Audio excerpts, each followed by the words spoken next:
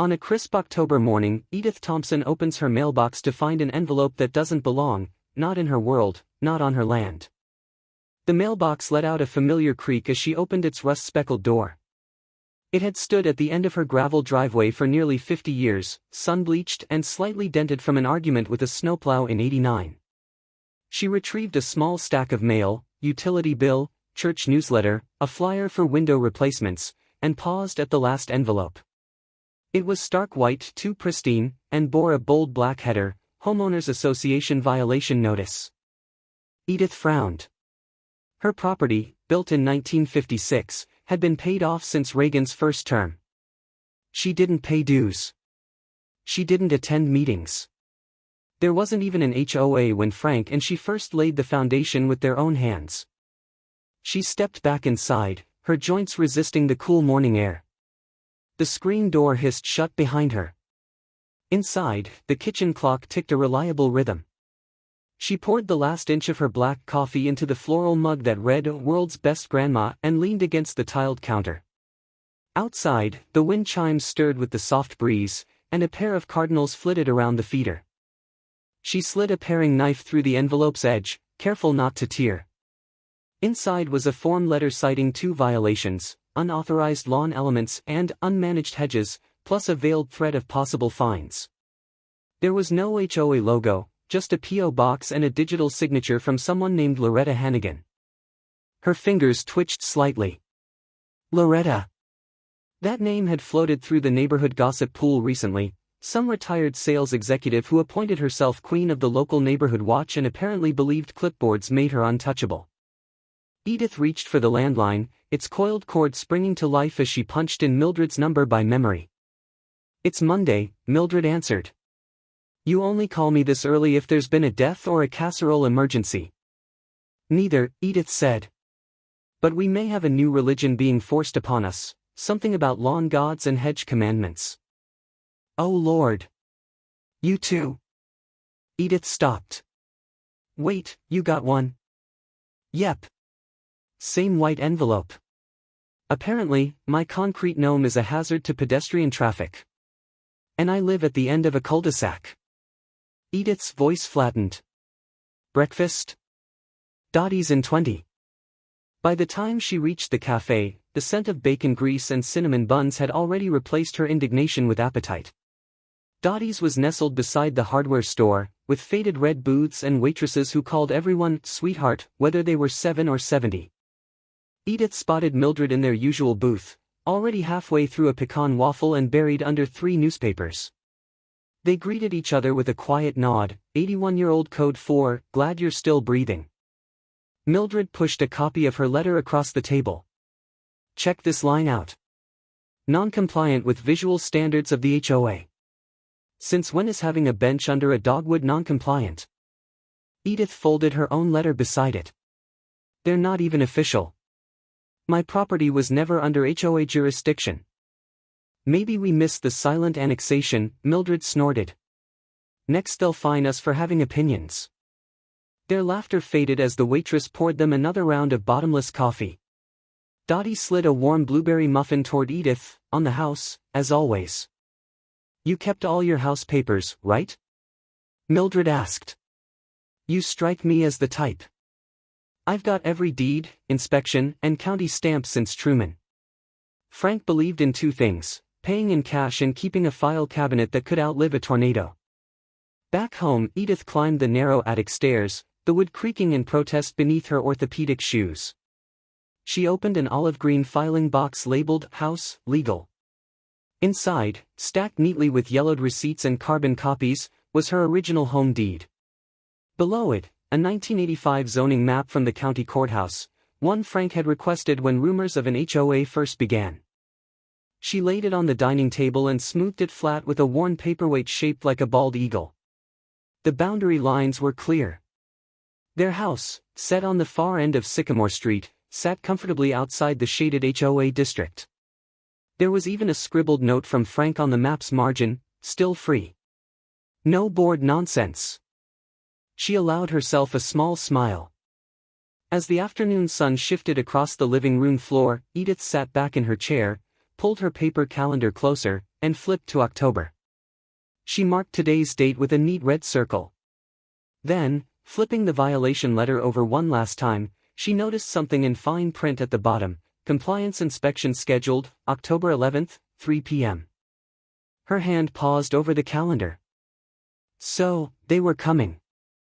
At Dottie's cafe, Edith and Mildred trade gossip over pecan pie, but the talk isn't sweet this time. The morning crowd had thinned, but Dottie's still buzzed with the low hum of voices and the occasional clatter of forks on ceramic. The linoleum floor had dulled in some spots from decades of shuffling boots and orthopedic shoes, but the cafe was still the heart of Sycamore Hills. Every booth had stories baked into its seams: funerals, football games, last-minute babysitting deals. And today, at their usual booth beneath a framed photo of the 1963 high school marching band, Edith and Mildred were adding another chapter. Edith slid the white envelope across the red Formica table. Mildred didn't touch it, just stared at it like it might sprout fangs. "They're getting bolder," Mildred said, poking at a half-eaten slice of pecan pie with her fork. "First it was garden flags, then that nonsense about your bird bath, and now this." "It's not even their jurisdiction," Edith muttered. "I showed you the map." "You did. And I believe you. But Loretta's playing the long game." The waitress, Trina, passed by with a coffee pot in hand. "Refill, sugar?" Edith nudged her mug forward. "Yes, please." "2 creams, 1 equal?" Trina asked, already pouring. "Still got it," Edith said, smiling. Mildred shook her head. "Trina knows our orders better than my own daughter." They sat in silence for a moment, sipping and listening to the rain tap the windows in steady rhythm. A pair of veterans at the counter were quietly debating the proper way to fold a flag. In the far corner, Dottie herself was stacking menus into a wire basket with practiced ease. Then the bell above the door jingled, and Pastor Joel stepped in, brushing rain from the shoulders of his worn corduroy jacket. He spotted the women and offered a small nod. "Ladies," he greeted, sliding into the booth beside them after Edith motioned. "Morning, Joel," Mildred said. "You ever get hassled by Loretta?" Joel blinked. "Last month. Said my front pole violated height restrictions. Wanted me to register the flag." "Register it?" Edith asked. "Apparently, there's a limit on how patriotic you're allowed to be under HOA visual cohesion guidelines." "Visual cohesion," Mildred repeated, rolling her eyes. "Sounds like she's trying to bleach the neighborhood into a brochure." Joel leaned in. "I think it's more than just cosmetics. You've noticed it too, haven't you? Every letter's gone to someone over 70. Single. Long-time resident." Edith reached into her purse and pulled out a plastic sandwich bag. Inside, folded neatly, was her original deed and the 1985 zoning map. "We're going to need more than maps," Mildred said. She reached into her large handbag and pulled out a worn accordion folder secured with a faded blue ribbon. "Kept this in my laundry room behind the mothballs. HOA bylaws, hand-copied maps, and every newsletter from '89 to 2005. Dottie drifted over, arms crossed. "I hear there's a little HOA drama brewin'. You want me to hold on to anything off the record?" Edith smiled politely. "Just pie and coffee today. Suit yourselves. But if you need a witness, I remember when that whole association was 2 guys and a clipboard. And one of them still owed me for a tuna melt." They returned to the folder as Dottie shuffled back behind the counter. Mildred flipped through the tabs, tongue pressed to the corner of her mouth. "Look here," she whispered, tapping a yellowed charter with trembling fingers. "Founding signatories. See? Your address isn't listed. There's even a note, properties east of Willow Creek excluded. That's you." Edith's jaw tightened. "Then this letter is nothing but theater." "Then let's start collecting props," Mildred said. "Granny Recon, Phase 1. They agreed on a plan: quiet outreach to other longtime neighbors. Joel offered to speak with Travis Monroe down on Maple, a retired Marine with cameras and stories to match. Mildred would contact Doreen, who had a scanner and a talent for sniffing out irregular bylaws. As they settled the check, Edith pulled out 3 crisp dollar bills and a handful of coins. She counted them carefully, placing the tip beneath her mug. Then she reached into the side pocket of her purse and pulled out a quarter, slipping it into a small zippered pouch. "You still carry one of those?" Mildred asked, nodding toward the coin. "Always," Edith said. "For the payphone that no longer exists. And the day when it might again." They parted under gray skies and scattered drops. Edith returned home with the map and folder tucked under one arm. She brewed a fresh pot of tea, the kettle whistling low and steady as she marked a note on her calendar, "Begin file, HOA watch." The rest of the day passed quietly, until dusk. As she stood at her kitchen window, watching the sky turn from rose to pewter, the sound of slow tires on gravel pulled her attention to the street. A matte black SUV inched down Sycamore like it was taking inventory. It paused near her mailbox. Then, for no clear reason, it stopped completely. That evening, Edith sees a black SUV slow roll past her front gate, and stop. At 2:58 p.m. on October 11th, Edith positions herself in the front hall. The kettle whistles faintly, and the crunch of tires echoes outside. The sky hung low and gray, casting a pewter tint over the porch and the empty road beyond. A breeze stirred the fallen leaves across the walkway like dry whispers, and somewhere beyond the hedges, a blue jay called and went unanswered. Inside, Edith's house was still. The kind of still that carried intention. She'd been ready since noon. Not pacing, not anxious, ready. The folder lay open on the side table, every document numbered and copied. The porch camera blinked green from its perch above the mailbox, a silent sentinel. Her phone sat on the hallway table beside a spiral notebook labeled October 11 to 3 p.m.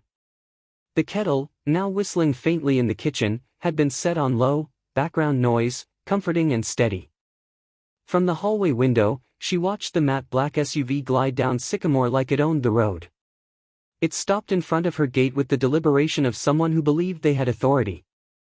3 men stepped out. Not uniforms, costumes. Cargo pants, mirrored sunglasses, black vests with HOA enforcement in peeling vinyl. No badges. No clipboards. Just bulk, swagger, and silence. The tallest of the 3 adjusted something at his waist. Another began walking toward the side of the house. Edith didn't move. She stood behind the front door, spine straight, eyes steady, walking cane resting in her left hand, phone in the right. She could hear the kettles hum and the porch floorboards creak beneath unfamiliar boots. There was a sharp knock, no, a pound. The wood trembled beneath it. "Compliance inspection," the tallest man barked. "Scheduled. Open the door." Edith's voice was calm, amplified by the hallway's acoustics. "Do you have identification?" Another knock, harder this time. "Badges?" she asked again. No answer. The man closest to the door stepped back, glancing to his partner, who had reached the side gate and begun tugging on the latch. The third stood at the base of the steps, scanning the street. From the side window, Edith glimpsed movement across the road. Travis Monroe was seated in a rocking chair on his porch, unmoving, but watching. She doubted the men had noticed. "I'm not required to show you anything," the lead man called. "Your property's been flagged." Edith said nothing. He stepped forward and gripped the doorknob. "You're making this more complicated than it needs to be, ma'am." Still nothing. Edith's fingers hovered over the phone screen, recording app active. Her camera feed was already saving to the cloud, thanks to Caleb's setup. She glanced at the blinking light on the console. Green meant live. From the back of the house, a faint metallic rattle. Side gate now open. One man disappearing behind her rose bushes. She turned slightly and reached out, not for the weapon hidden beneath the quilt in the hall cabinet, she didn't need it yet, but for the folder with her deed and zoning map. She pressed it against her chest like a shield of facts. Another blow came, this time a boot to the lower half of the door. The wood gave a deep, resisting groan. Paint cracked where the hinges met the frame. Leave now. This is your only warning. Her voice didn't rise. It didn't shake. It simply hung there in the air, clear as crystal and twice as sharp. There was a pause, a hesitation in the hallway shadows, as if even the men sensed something had shifted. Perhaps they thought she was bluffing. Perhaps they'd never heard conviction that didn't need volume. The man kicked the door again. The wood splintered this time, a vertical crack racing up beside the handle. He reached out to push it open fully. From the street, a voice rang out. Calm. Controlled. Step away from that house. Now. The man froze, hand midair. Across the lawn, Caleb stood just beyond the gate, backpack slung over one shoulder, shoulders squared. His tone didn't waver. It didn't challenge, it commanded. When Caleb Thompson hears his grandmother's voice through the porch cam, steady and unshaken, he knows something's wrong, and that she's already handling it. He'd just pulled off Sycamore's main road when the alert buzzed on his phone, motion detected, front porch. He tapped the screen and the image flickered into view. The camera's grainy feed showed the tail end of a matte black SUV, parked half off the gravel. One man was halfway through the front gate. Another circled toward the hedges. And then he heard her voice.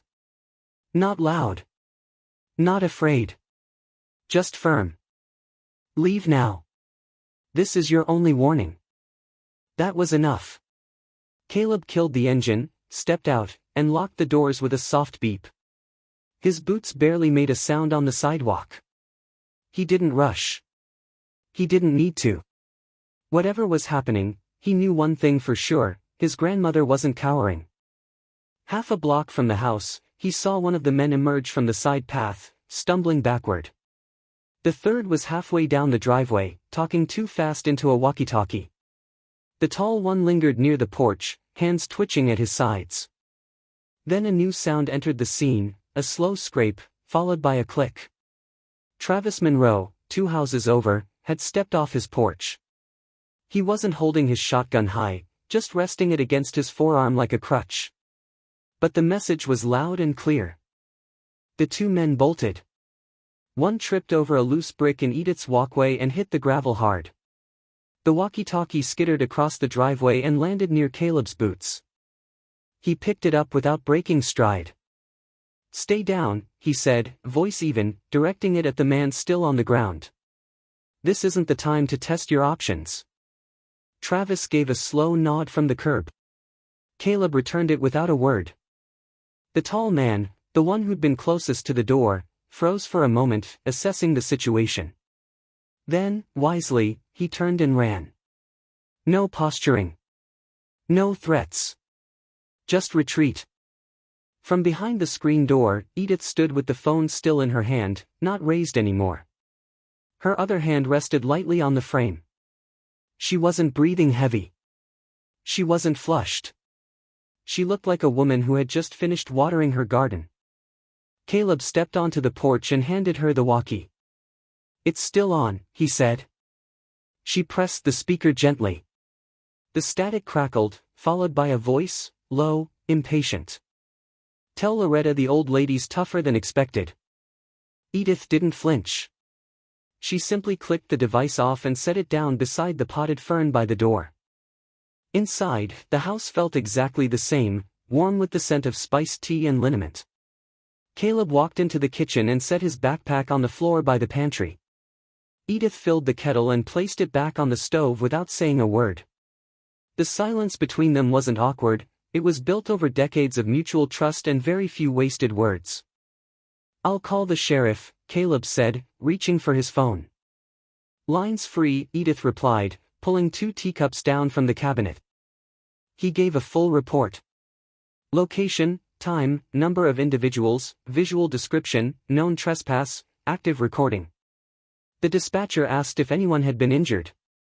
Caleb said no. She asked if they had firearms. Caleb said, not that I saw. When he hung up, Edith was already setting the table. 2 cups, a small saucer of lemon slices, and a sugar bowl with a ceramic spoon. She dropped 2 cubes into his cup without asking. He sat. She sat. The kitchen clock ticked. "You've been keeping up," Caleb said quietly. Edith raised her eyebrow. "I may knit, but I don't unravel." He cracked a smile. They drank in silence for a while, the house now dim with evening shadows. Porch lights flickered on. Somewhere across the yard, a squirrel rustled the leaves, unbothered. Caleb finally stood and walked into the living room, pulling his laptop from his bag. He placed it on the coffee table and opened it to the camera app. Footage began to spool: black SUV, 3 figures, door pounding, attempted entry. His jaw tightened, but his breathing didn't change. Edith moved behind him, resting one hand on the back of the chair. She didn't peer over his shoulder. She didn't need to. Caleb clicked Save All and began uploading the file to a shared folder labeled Evidence, October 11th. Then, almost as if he'd been rehearsing the lines since he parked, he looked up at her.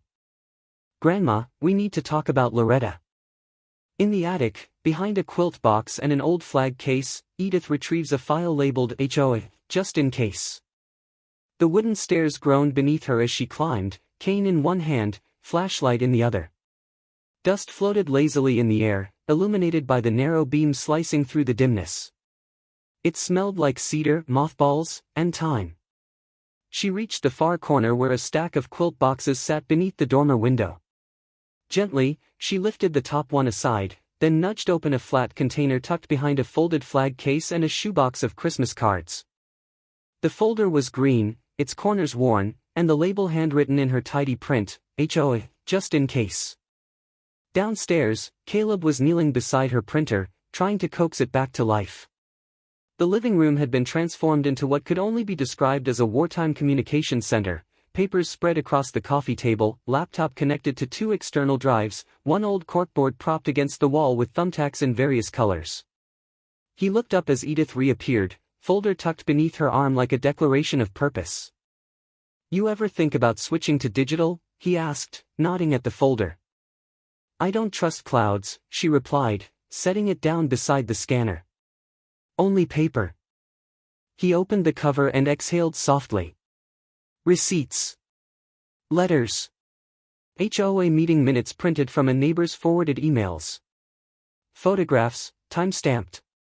Even a copy of the founding charter Mildred had once dug up. The pages were arranged chronologically, annotated in pencil. It was the kind of record that could undo years of complacency. "Grandma," Caleb said, flipping carefully through the tabs, "you've been building a case before there was one." "No," she said. "I was building a memory. This was never about winning. It was about not being erased." The printer began humming. Caleb slipped in the first batch of documents, scanning page by page, eyes narrowing with every one. The HOA notices had a rhythm, always a vague violation, always targeting older residents, always framed as a courtesy before legal action. One letter to a neighbor named Mr. Avery even cited porch clutter, due to a single rocking chair and a flagpole. That had been dated 3 weeks before Avery's home was listed by a realtor with a connection to Loretta's cousin. He made notes. Pinned red dots on a map of Sycamore Hills. Connected lines with string. Then Mildred called. "Someone broke into my shed," she said without preamble. Edith leaned in closer to the receiver. "What was taken?" "Nothing. Just moved things around. Tools out of place. My grandfather's level, gone. Any sign of forced entry?" "Latch was cut. Clean. Bolts snipped off. Like they wanted me to notice." "Did you call it in?" Caleb asked, taking the phone. "No. But I think I should now." He nodded. "Yes. And take pictures before touching anything." After he hung up, he added another red pin to the map. Then another. And another. Every one of them was over 70. Every one lived alone. He opened his laptop and began typing. Edith handed him a flash drive from the drawer. "This one's got the footage. And 3 backups." He looked at her, impressed. "I used to record episodes of Murder," she wrote, "on VHS. You think I'd forget how to back something up? Caleb chuckled, then tapped a contact saved as Cruz, State DOJ. The phone rang twice before a voice answered, direct, calm, female. This is Detective Annie Cruz. He introduced himself, laid out the basics, recorded break-in, pattern of targeted elderly, paper trail of violations. He offered to send the preliminary file. Cruz listened carefully. We've had reports from 2 other towns, smaller suburbs, similar MO. If what you're saying holds, this isn't just intimidation. It's exploitation. Edith, standing nearby, said quietly, it's elder eviction. Send everything you've got, Cruz said. And be careful who you trust over there. As dusk approached, Caleb printed the final set of forms, 5 formal complaints, citing specific HOA code violations and attached evidence of unlawful attempts at enforcement. Edith took her time reading every line before signing. Her hand didn't shake. When she finished, she handed him the pen. File them, she said. Later that evening, while Edith prepped a meatloaf for Sunday, her way of coping, Caleb sat at the kitchen table, finishing a backup upload to an encrypted drive. The house had quieted again. Only the ticking of the wall clock and the soft click of the printer finishing one last receipt echoed in the background. His phone buzzed. Unknown number, you're not from here. Stay out of it. Loretta Hannigan arrives with a warm smile and a basket of blueberry muffins. The basket trembles ever so slightly. The morning sun slanted through the oaks, painting the porch in dappled amber and shadow. A gentle wind teased the porch swing, letting it creak rhythmically like a conversation starter waiting for someone to sit down and respond. Edith had prepared the tray exactly as she liked, 2 cups of tea, lemon wedges in a small porcelain dish, and a folded linen napkin across her lap. The kettle had been off for 10 minutes, but the air still carried hints of steeped chamomile and something just slightly medicinal, clove, maybe. Calm, quiet strength. The screen door creaked once. Then came the chirp. Edith. Loretta called, her voice stretched an octave above polite. Hope I'm not intruding. Edith didn't move right away. She reached for her cane, stood slowly, and opened the door with the ease of someone who had been expecting company, just not welcoming it. Morning, Loretta, she said. You brought weather and muffins. Loretta lifted the basket, wrapped in a navy gingham cloth. Blueberry. Thought you might like a sweet bite after such a stressful week. Edith stepped aside just enough to gesture to the rocker opposite hers. Tea's warm. Muffins are, she paused, giving a faint smile, debatable. Loretta chuckled, her eyes scanning the porch. She sat with careful posture, basket still in her lap. Inside, behind the window and barely visible behind the lace curtain, Caleb sat cross-legged at the dining table, laptop open, camera quietly rolling. You've always kept this porch so charming, Loretta said, smoothing her slacks. The roses are doing especially well this fall. Climate's changing, Edith replied, pouring tea with a steady hand. Or maybe I've just stopped pruning them out of spite. Loretta let out a tight laugh. Well, we all express ourselves differently. There was a pause, the kind that breathes between lines in a play. Edith passed her the cup, then leaned back slightly. The porch swing swayed once. I did want to speak, neighbor to neighbor, Loretta said, setting the basket on the floor. All this, paperwork. The accusations. It's a lot. Edith took a sip. Is that what this is about? Muffins and mercy? Loretta smiled again, though it didn't reach her eyes this time. It's just that sometimes, these things take on a life of their own. I know Caleb means well, young men often do, but poking too hard at old foundations can bring walls down on both sides. Edith tilted her head. Are you suggesting my grandson's in danger? No, Loretta said quickly, then softened her tone. But you know how these things ripple. Investigations. Rumors. Reputations. I'd hate to see this community divided. Edith set down her cup. Her movements were precise. She leaned over and retrieved a slim blue folder from the table beside her, resting it gently between them. "This," she said, tapping the cover with one fingertip, "is every legal limit of your HOA's jurisdiction, highlighted, cited, and confirmed by 3 municipal sources. I even measured it in inches, Loretta, just to be sure I wasn't encroaching." Loretta stared at the folder but didn't reach for it. "And you'll see here," Edith continued, flipping to the first page, "my lot was never annexed. You've no jurisdiction, no leverage, and no legal right to send your men, costumed or otherwise, past that gate." Loretta's hand twitched slightly, brushing against the hem of her jacket. The swing creaked again, this time like a judgment. "I just thought," she said carefully, "you might want to resolve this with a little less noise." Edith leaned in, her voice even softer than before. "Your rules end at my gate, Loretta. But my voice? That reaches farther than you'd like."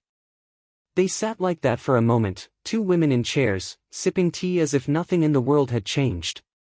But the porch had gone still. The wind had stilled. Even the birds had quieted. Loretta stood, brushing imaginary crumbs from her lap. "Well," she said, forcing another smile. "Do let me know if you change your mind." Edith didn't answer.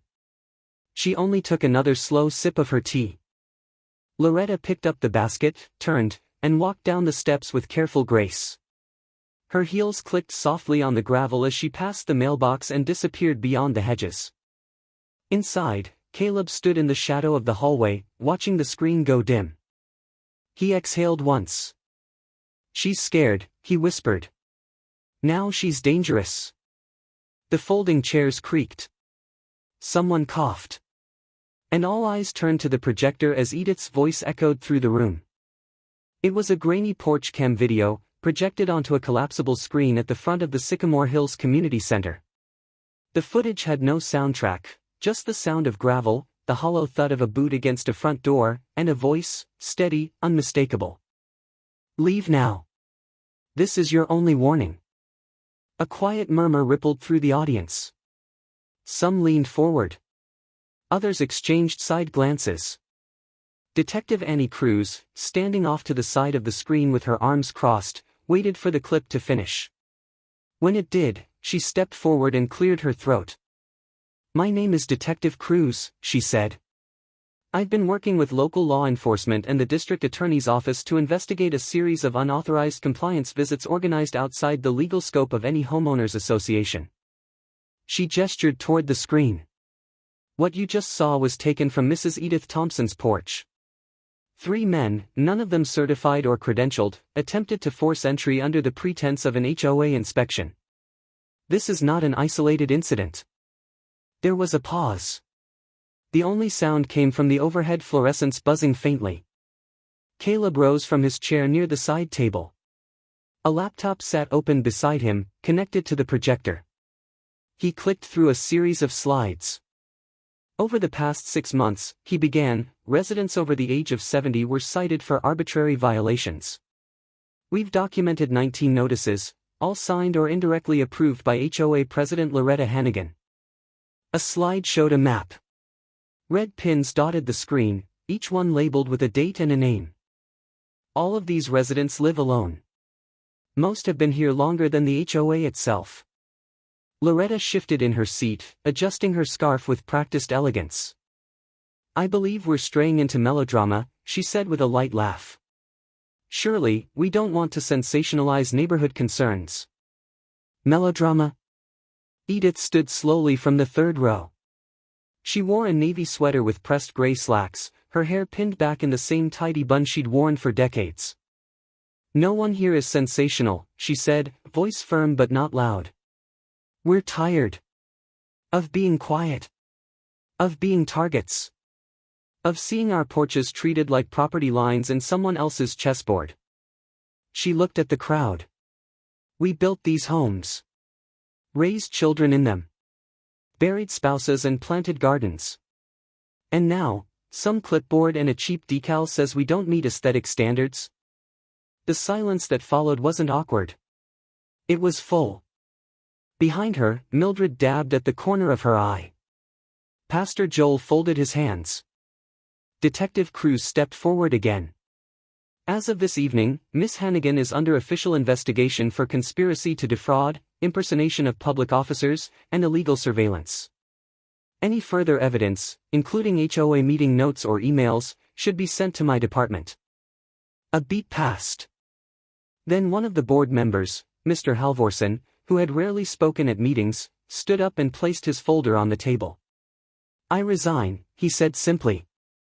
Two others, both looking down at their laps, mumbled something about reviewing procedures and promised to call an emergency audit meeting. No one clapped. It wasn't that kind of night. At the sign-in table, near a plate of homemade cookies and a half-full coffee pot, a few residents began to gather their coats.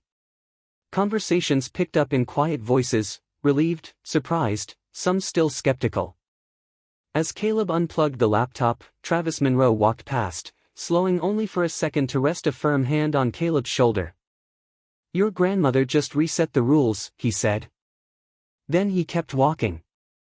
The flag snapped softly in the breeze. Edith stood in her best navy sweater, cane in hand, watching the children raise it. The morning sunlight filtered through the oak trees that lined the Sycamore Hills town square, casting golden patterns across the grass and the folding chairs arranged in uneven rows. A brass band from the high school warmed up with a slow rendition of America the Beautiful, and the scent of cider and pine mulch mingled in the crisp air. Small paper flags fluttered in tiny hands. Veterans in uniform stood quietly off to the side, some saluting, others with hats pressed to their chests. Edith was near the front, a styrofoam cup of hot cider warming her fingers. She wore her navy sweater, the one with the stitched trim and the silver buttons Frank used to say made her look presidential. Her cane was steady beneath her palm. Her back straighter than it had been in weeks. Next to her, Caleb stood in a dark wool coat, hair neatly trimmed, eyes scanning the ceremony with quiet attention. When the MC called Edith's name to place the wreath honoring veteran families, she didn't move right away. She simply turned slightly to Caleb and nodded once. You do it, she said, her voice soft. It'll mean more. He hesitated, just for a breath, then took the wreath with both hands and stepped forward. The crowd parted respectfully.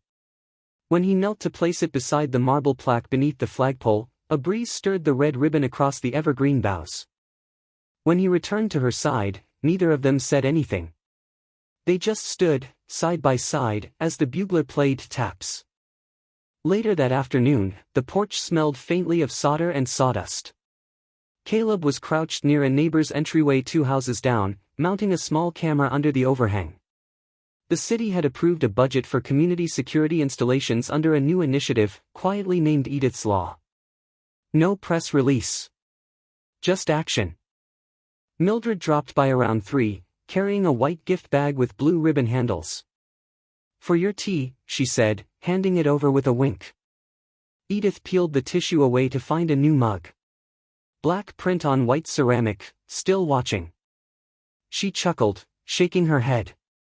You're terrible. I know, Mildred replied, pleased.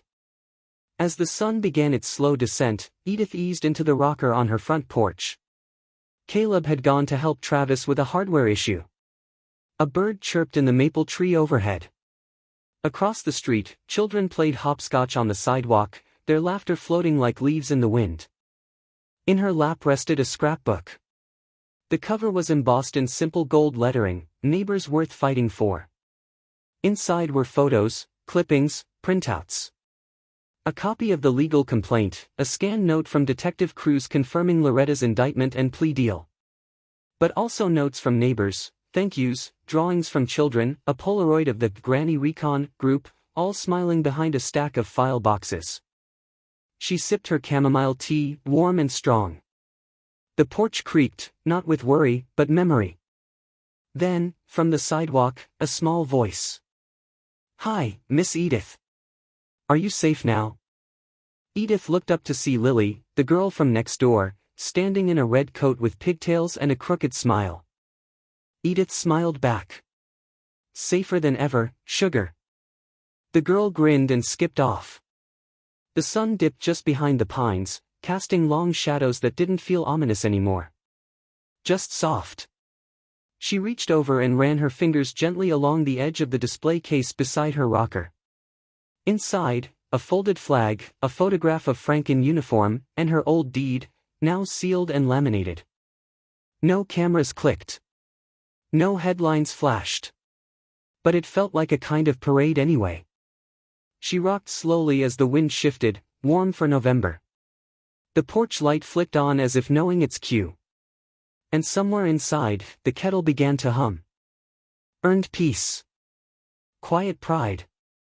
The porch is quiet now, the flag still and the tea warm, yet something has shifted in Sycamore Hills. What began as a quiet defense turned into a collective awakening, where one woman's calm resolve reminded a town of its own backbone. Rules, when shaped by care, can protect. But when twisted by power, they become tools of silence, and silence never suited Edith Thompson.